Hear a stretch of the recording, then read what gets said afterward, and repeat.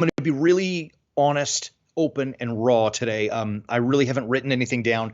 What I'm about to present is just literally coming out of my heart directly to you. We've been talking a lot about how to make 21 better than 20, right? Like we all hated 20 because of all the kids. Well, we didn't all hate it. Some of us, some people really loved, they found success in it, but most of us were like, we can't take it anymore. And 21 has already kind of started out in that, as repeating in the same vein. I mean, just 2 days ago, we all saw that crazy, silly, awful, storming of the Capitol. Like, come on, man. That's come on, right? Like, we're going to start fresh in this year, and the most deplorable of all things is that. I mean, anyway. So with all of that being said, I'm going to just throw it out there, and I've noticed something yesterday. Something really powerful happened to me yesterday, and I don't know. I'm just going to dump. Ready? Here we go. As I have the benefit of being a priest. I'm in the middle of all of the frustration, and as the one who God has chosen for whatever reason to help teach the gospel so that people can navigate through all of the challenges and struggles in their lives. And I am apolitical. I know you know that. I mean, I'm not even a registered voter. Like, my king is somewhere else, right? Like, I'm not interested in Democrats and Republicans. I have spoken about issues of truth, and I may fall on this side or that side on each of those issues, but I'm not political. So I'm not on either team. I preface that and preface with that because I hear people from both sides. And we've chosen to label ourselves as Democrats or Republicans, as conservatives or liberals or progressives, whatever word we use. And I hear the frustrations from everybody. Yesterday, something dawned on me. I had conversations like I always do with multiple people. I mean, not just one person. It's, and people from, if you will, both sides of the aisle. And I found a common thread. And that common thread was that all people are afraid that their enemy, that the guy or gal on the other side who support a differing opinion, they are threatening our democracy and our freedom. Those were the two that stuck out the most. And there are groups that people target that are doing this, removal of our democracy and our freedoms. And people on both sides of the aisles were having the same fear. And I was like, well, you can't both be right. You know what I mean? Like, my professor and my teacher in seminary had a great saying. He's like, you may be right and I may be wrong. I may be right and you may be wrong. We may both be wrong, but we can't both be right. In other words, if you say X and not X, you can't both be right. And so which is it? How do you pick a side? And I thought more and more about it, and I was like, it's not that one side is right and the other is wrong. It's not that both are right. It's that both are wrong, because it's become this, it's divisive, right? Do you understand? Like, it's just everybody's saying the same thing. Even though they're saying it about the other guy, they're saying identical things. And the only reason I was able to put that together is because, like I say, I'm apolitical and I hear from everybody.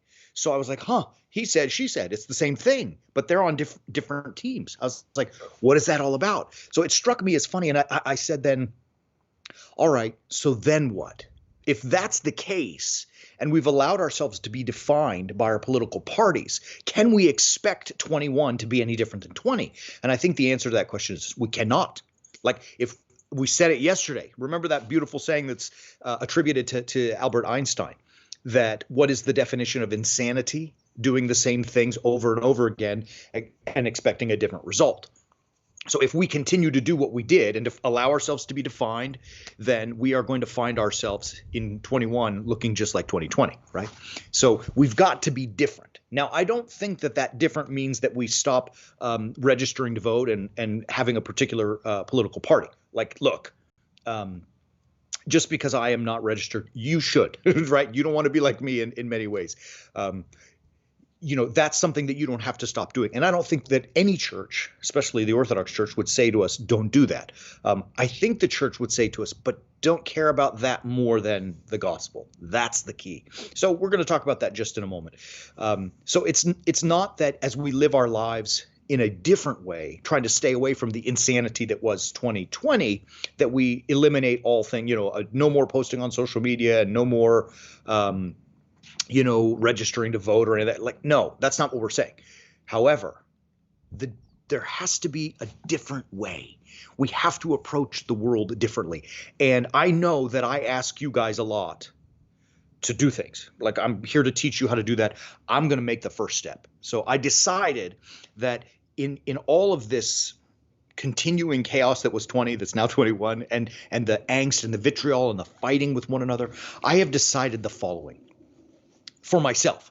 And I share it with you today in the hopes that you might join me. So it's something to consider. And I'm going to say this, you can see my divine halos coming down. You see that? Oh, so maybe it's not for me. Maybe the Lord is speaking. I don't know. But here we go. I have realized that one thing is needful. One thing matters. One thing truly matters. There are a lot of important things, but there's only really one truth, one thing that really matters, that is above all things. Even for someone like me who loves his wife and children more than anything, there's only one thing that's even above that, and that is Christ, right? Like Jesus is, he says to us in the Gospel of John, I'm the way, the truth, and the life. I am the way, I am the truth, and I am the life. I mean, as my wife may be this high, only thing higher, Jesus. Do you understand? So that's the one thing. And as I am putting and recentering myself and putting Christ at the center, it means the following. If you are on this side or on this side and you say something, I may agree or disagree, and that's fine. I mean, you would hope that we don't always agree and that we disagree. It makes life more fun and a lot more spicy. It's funner that way. But I'm committing myself to not taking it personally if you say something I don't agree with.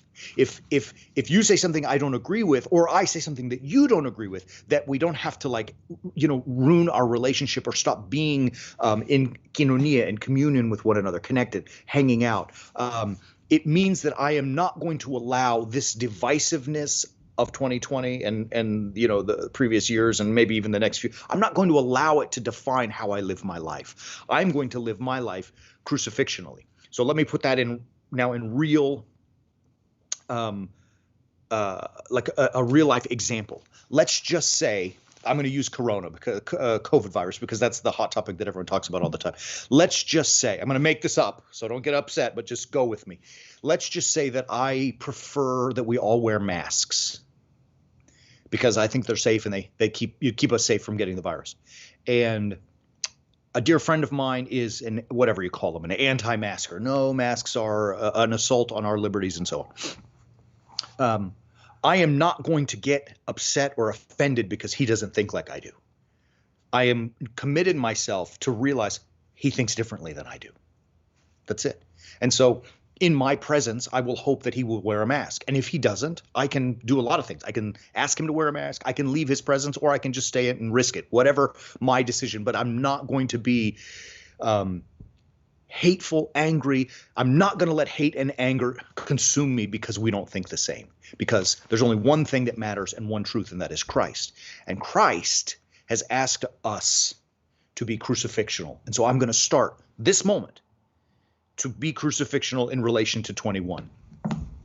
Hopefully I've been doing so already, but that's what we preach and teach. But I'm committing myself to that, so that, like, look, I can already tell you that as soon as I hit end on this recording and post this video, I'm going to get people to reach out and say, Father, you shouldn't have said this, or you shouldn't have said that. And look, people question me and tell me I'm wrong in the things I say all the time, which is good. It creates dialogue. In fact, I was able to have a great dialogue with someone yesterday whom I love dearly because of that. So I love it. But look, I know I'm going to get earfuls about why I should say this or that. And I think the point is I'm going to have those conversations, but I also recognize that when those things are the content of the conversation, I can listen, be respectful, polite, agree and disagree, but that they don't matter to me as much as that one thing, Jesus Christ. Do you follow where I'm going with this? And I really think that the only way for us as warrior saints, as human beings, but more importantly, as warrior saints, to make 21 better than 20, we all have to think like that. We all have to recognize that, right? Like, we have to be focused on living a crucifixional life in all things. And so if we do that, we might find ourselves making a difference and making 21 different than 20, right? Remember, 21 is not going to be different than 20 if we just sit by and accept it and take what comes. Do you understand? It's not how life works. We have to make this year better. Hope is not going to get it done. I believe in hope. Don't misunderstand. But if we just cross our fingers and hope that 21 is different, it's not going to happen. We have to make it differently. And I am starting right now by being crucifixional in everything. And look, I'll share this with you. My wife's going to get mad at me, but I don't care. I'm going to say it. She and I have often, most of the time, agree in our thoughts about, coronavirus, the way it should be handled, mass, not mass, church, and so on, all that stuff. We've most of the time agree, but sometimes we disagree. And, it was very easy for us to get into an argument about it. Not that we would fight and, have this terrible evening or anything, but like we disagree.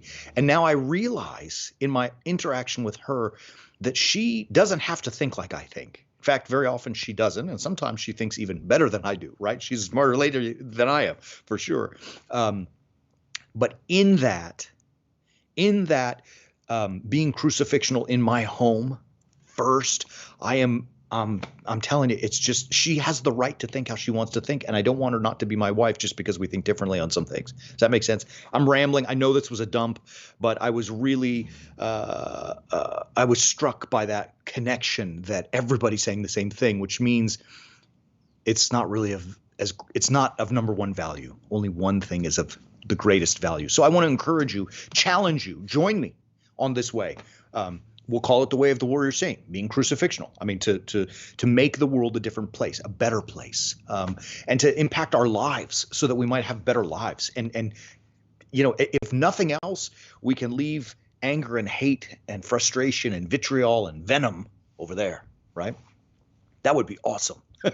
Wouldn't it? I think it'd be so awesome. I might actually enjoy going on Facebook again and seeing what other people say. It would be awesome. That being said, we're here to help you do that. Join us. It's really simple.